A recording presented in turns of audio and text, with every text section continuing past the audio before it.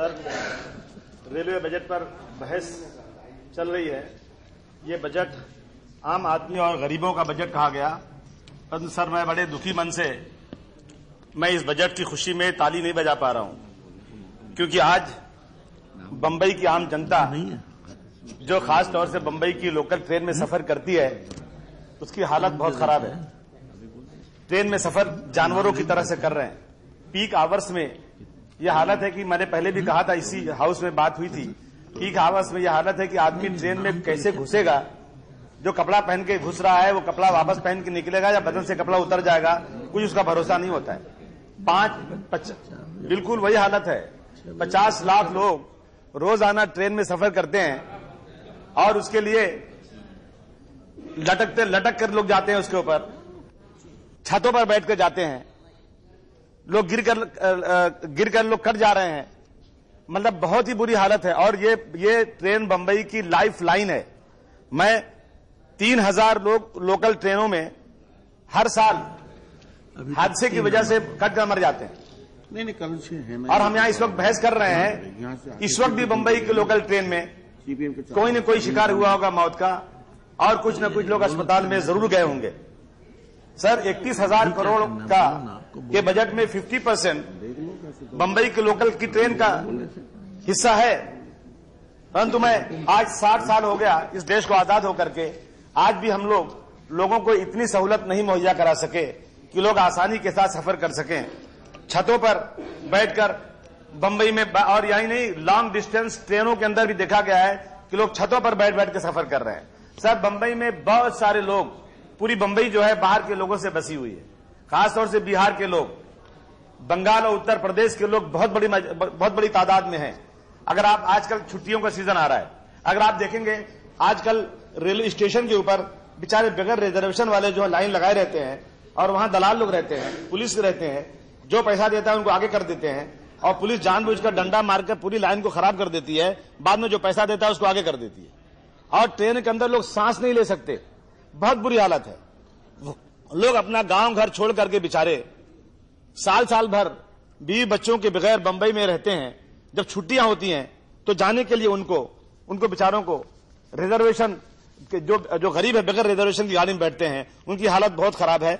आप बहुत कुछ सुधार हुआ है, लेकिन उसमें और कुछ सुधार करने की जरूरत है। सर मैं ये कहना चाहता हूं कि जो एक्सीडेंट होता है लटक करके, जो छत पर गए हैं गिर गए, तो ऐसे लोगों को भी जिस तरह से कोई ट्रेन का हादसा हो जाए उनको आप कंपनसेशन देते हैं, उनको भी कंपनसेशन दिया जाना चाहिए।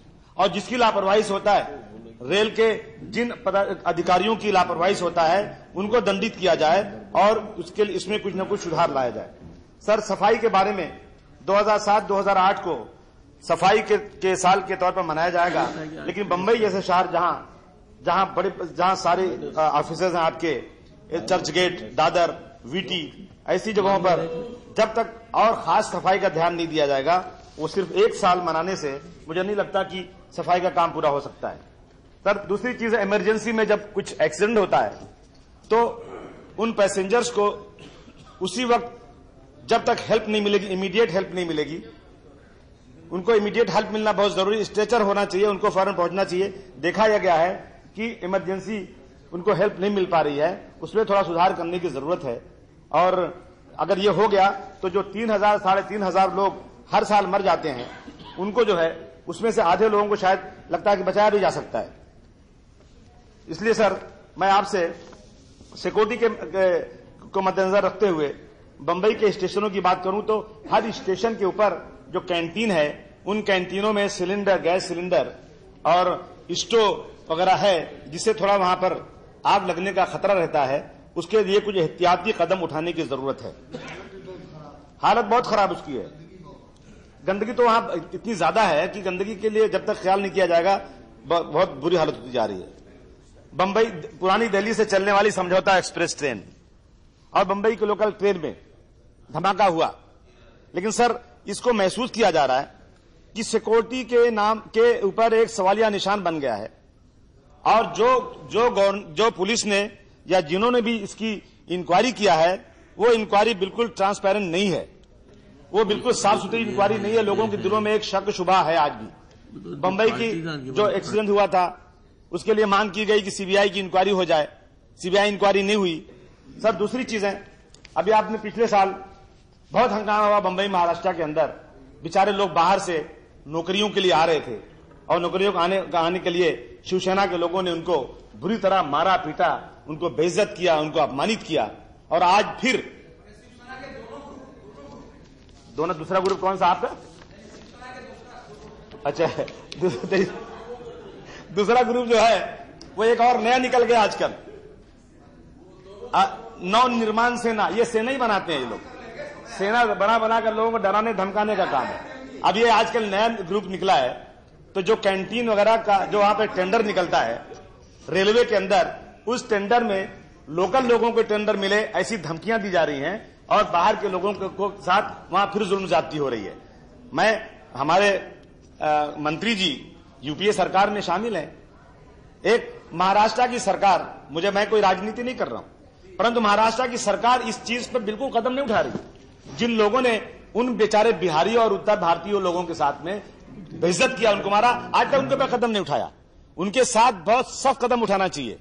और अभी भी नवनिर्माण सेना के उसने कह दिया कि कान के नीचे बजाना चाहिए। अरे कान के नीचे बजाना चाहिए। मैं तो कहना चाहता हूं लालू जी, आप यूपीए सरकार को बात कीजिए, नहीं तो हम हैं उनके कान के नीचे बजाने के लिए। उनका ईंट का जवाब पत्थर से देने की ताकत तमाम उत्तर भारतीय और बिहारियों के अंदर है, बहुत ताकत के साथ है, परंतु सरकार बीच में आती है। हम ये अपमानित जो बार बार किया जा रहा है, उस पर एक बहुत सख्त कदम उठाने की जरूरत है। एनसीपी की सरकार, कांग्रेस की सरकार होने के बाद भी आज जो वहां हालत हो रही है वो बिल्कुल से बहुत ही निंदा के लायक है। सर, इंडियन रेलवे जो है नौकरियों के लिहाज से बहुत सबसे बड़ा सरकारी इदारा है। 15 लाख से ज्यादा लोग वहां नौकरी करते हैं, सबके लिए दरवाजे खुले रहने चाहिए। लेकिन आज जो है हिंदुस्तान में मुसलमानों की आबादी, अगर हम तो कहते हैं 20%, लेकिन अगर 14% भी कही जाए तो आज मेरी जानकारी के मुताबिक 2% रेलवे में मुसलमानों की नौकरी है और आजादी के वक्त वो 33% थी। अगर आप ये कहेंगे पढ़े लिखे लोग नहीं है, तो जो यूनिवर्सिटियां बनाई जा रही हैं, जो माइनॉरिटी की यूनिवर्सिटी है उसको भी छीनने की कोशिश की जा रही है। मैं कहना चाहता हूं मंत्री जी से कि मुसलमानों की जो बदहाली है, अगर आपने अपने यहां से शुरू किया, इस लिहाज से रेलवेज में रिक्रूटिंग पॉलिसी जो है उसके अंदर आपने अगर जो 14% मुसलमान है, 14% उनको नौकरियों में देना शुरू किया, तो एक अच्छा काम शुरू हो जाएगा। मुसलमान के मजहब के नाम पर नहीं, बल्कि इकोनॉमिकली और सोशली पिछड़े हुए बैकवर्ड को तरजीह देकर आप ये काम करेंगे तो बहुत ही एक इंसाफ होगा। और एक खास चीज कहना चाहता हूं, वो उर्दू जबान जिसने इस मुल्क में इनकलाब जिंदाबाद का नारा देकर के इस मुल्क को आजाद कराया, वो आज रेलवे के अंदर स्टेशनों पर, अभी पुरानी जगह पर कहीं कहीं उर्दू का नाम तो दिखता है, सिर्फ नाम लिखने की जरूरत है। उसके अंदर भी लोगों को हौसला आ जाकर लगेगा कि कुछ मिलेगा नहीं, लेकिन एक दिल को तसल्ली हो जाएगी कि हमारी उर्दू जबान को भी हक मिल रहा है। आपसे बार बार आपसे उम्मीद की जा सकती है, दूसरों से उम्मीद हम नहीं कर सकते।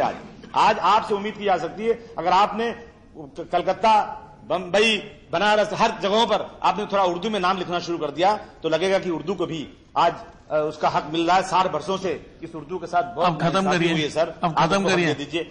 अकलिती तबके के लोग बहुत कमजोर हैं सर। मैं सिर्फ छोटी सी बात कहना चाहता हूं सर, बंबई से लगा हुआ भिवंडी है, मैंने कई बार कहा सर, वहां बहुत लाखों लोग बाहर से आते हैं, नौकरी करते हैं, मजदूर बेचारा रहता है, जाना चाहता है। वहां रेलवे का है, रेलवे ट्रैक आ चुका है, लेकिन रेलवे शुरू नहीं वहां से। और उसके पहले हमारे जो अभी शोभनाथ चटर्जी हैं, सोमनाथ चटर्जी की एक रिपोर्ट आई थी, वो रिपोर्ट आज तक लागू नहीं हुई है। भिवंडी को बंबई से जोड़ा जाए और भिवंडी को मालेगांव से जोड़ा जाए सर। मालेगांव में 5 लाख लोग रहते हैं और अच्छा वहां कारोबार चलता है और मैक्सिमम माइनॉरिटी के लोग हैं। हमें लगता है कि माइनॉरिटी का एक इलाका होने की वजह से मालेगांव के साथ जो है आज बिल्कुल से नाइंसाफी की जा रही है। सर, मालेगांव के लोग 2 दिन से आकर यहां बैठे हुए हैं, 5-7 लोग हैं, मेमोरेंडम लेकर आए हैं। मैंने कहा मैं लालू जी को मेमोरेंडम दे दूंगा, मेरे हाथ में मेमोरेंडम है, मैं आपको पकड़ा दूंगा। लेकिन मालेगांव के लोगों की ये मांग है सर कि मनमाड जंक्शन से मालेगांव 35 किलोमीटर का फासला है, 5 लाख की आबादी है। मनमाड से मालेगांव की 35 किलोमीटर की रेलवे की पट्टी बिछा दी जाए। मालेगांव टेक्सटाइल सिटी है, रोजाना 1 करोड़ मीटर कपड़ा तैयार होता है सर। ट्रांसपोर्ट की सहूलत नहीं है। Malegaon railway ticket booking reservation office ही नहीं आज तक है सर। ये तो आप बहुत जल्दी करवा सकते हैं। आप फौरन मालेगांव में रेलवे टिकट बुकिंग की रिजर्वेशन ऑफिस खुलवा दीजिए। भिवंडी और मालेगांव का बहुत खास ख्याल करना जरूरी है सर। एक चीज और कहना चाहता था मैंने बहुत महसूस किया है कि जब मिलिट्री के लोग बैठते हैं ट्रेन के अंदर, तो रिजर्वेशन उनका डिब्बा अगर रिजर्व नहीं भी रहता, वो बाहर रिजर्व लिख देते हैं बड़ा बड़ा और उसके अंदर बैठ जाते हैं और किसी को अंदर घुसने नहीं देते। और उसके बाद अब मिलिट्री के लोग हैं तो लोग डरते ही उनसे हैं और उनके साथ बदतमीजी करते हैं, गुंडागर्दी करते हैं। ये धांधली की तरह बंद होना चाहिए सर।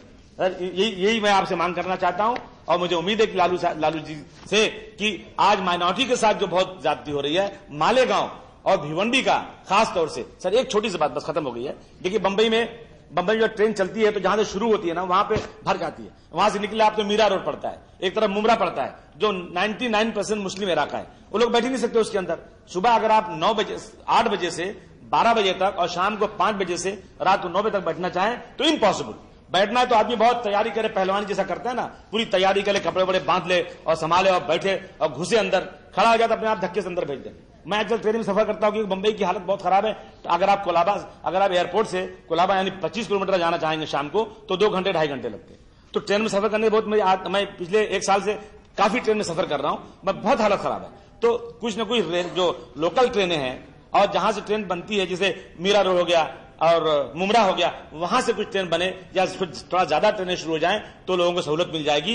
ये बहुत जरूरी है। आज आदमी की जिंदगी मफलूज होकर मुंबई में रह गई है। इन्हीं बातों के साथ ये उम्मीद है कि हमारे प्रिय नेता लालू प्रसाद यादव जी जरूर इन बातों का ख्याल करते हुए कुछ न कुछ जरूर अनाउंस करेंगे। बहुत बहुत शुक्रिया, धन्यवाद।